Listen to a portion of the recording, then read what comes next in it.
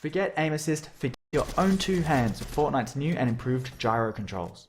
See how I turn the camera just by turning the controller? Gyro aiming can be great for everything from slight aim adjustments to fast and precise flicks. Whether you like to hold the controller upright, flat, or somewhere in between, you should find that Fortnite's new gyro controls give you a really natural command over the camera and over your weapon. I like the extra stability of having the controller flat in my lap, so let's move to an overhead view of the controller so you can see what I'm doing.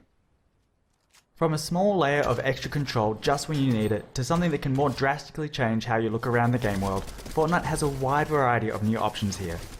So let's have a quick look at what you can do. If you enable gyro controls and don't change anything else, gyro aiming will only be active while you're pressing the aim button or while editing a building. That way you don't have to worry about how you're moving your controller during regular gameplay, but you can activate it whenever you need it. Of course, aiming with the look stick still works as normal, even while gyro is active. Players can still use the look stick for big camera movements and just rely on gyro to line up a shot or track a moving target. Other players like to have their gyro always on. If that's how you're playing, it's usually a good idea to customize your controls so that you have a gyro modifier button. Pressing and holding the gyro modifier button will disable the gyro so you can reposition your controller without messing with the camera. Playing like this, you could even do away with the look stick entirely if you really wanted to. But let's try something different with the stick. When gyro controls are enabled, you also have the option to use flick stick. Flick stick lets you turn the camera by rotating the stick.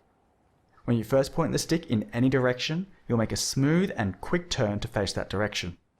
For example, pull the stick back to quickly look behind you, or if you're taking fire, point the stick in that direction to see where it's coming from, and let gyro aim take care of the rest. Once the stick has been engaged, rotating it will rotate the camera. So between flicking and rotating the stick, this gives you fast and direct control over your bearing at all times.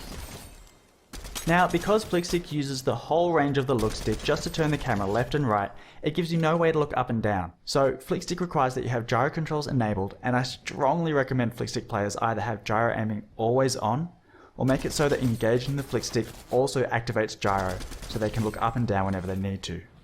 Of course, the more drastically you change your controls, the more practice it's going to take to get comfortable with them. So as you give these new options a go and figure out what works best for you, it's probably a good idea to get some practice in Battle Lab, creative modes, or at least warm up against wildlife and NPCs before getting yourself into too much trouble.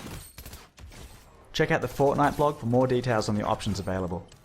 I'm Jib Smart, Input and Gyro Specialist and the creator of Flickstick, and I've so enjoyed working with Epic to bring these options to Fortnite.